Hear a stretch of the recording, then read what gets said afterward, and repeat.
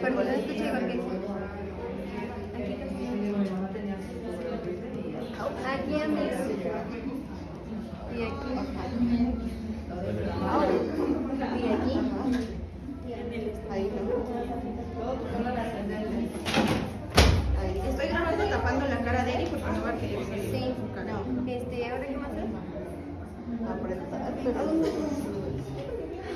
Me quedo sí.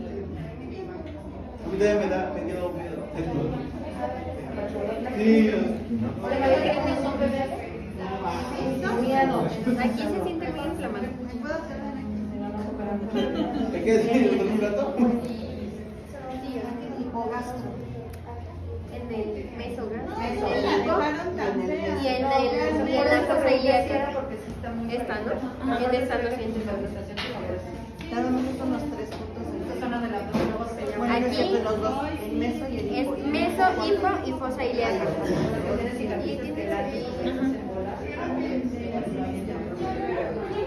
Pero esas son venitas, ¿no? Sí.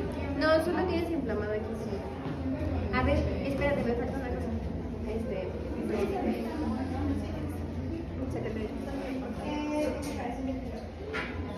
¿Te dolió?